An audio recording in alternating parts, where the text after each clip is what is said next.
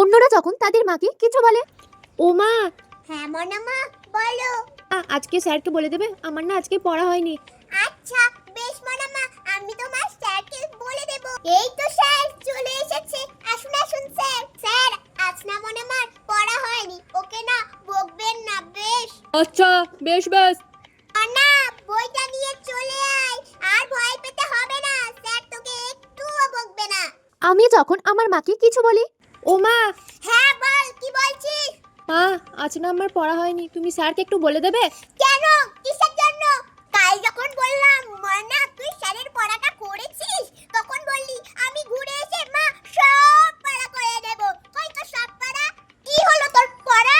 আজকে যদি তুই স্যারকে না পড়া দিতে পেরেছিস, স্যারকে বলবো মেরে যেন তোর হাড় মাংস এক করে দেয়। দেখ তুই যদি স্যারকে আজকে পড়া না দিতে পেরেছিস, কালকে তো সন্ধ্যাবেলায় ড্যাং ড্যাং করে বন্ধুদের সঙ্গে নাচতে চলে গেলি, তখন মনে ছিল না পড়ার কথা?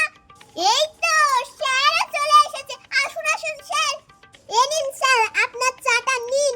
স্যার আজকে এই মেয়ে যদি পড়া না দেয়, আমি গ্যাসে খুন্তিটা গরম করতে দিয়েছি, আপনি মেরে ছাইতে আমরা গুটিয়ে দেবেন একবারে।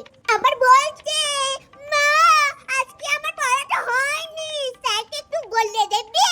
জানেন স্যার কাল ওই পাড়ার মেয়েদের সঙ্গে ড্যাং ড্যাং করে ঘুরতে চলে গেল, তখন আমি বলেছিলাম মনে তোর পড়া হয়ে গেছে, তখন বললো আমি ঘুরে আসি তারপরে সব পড়া করে দেবো।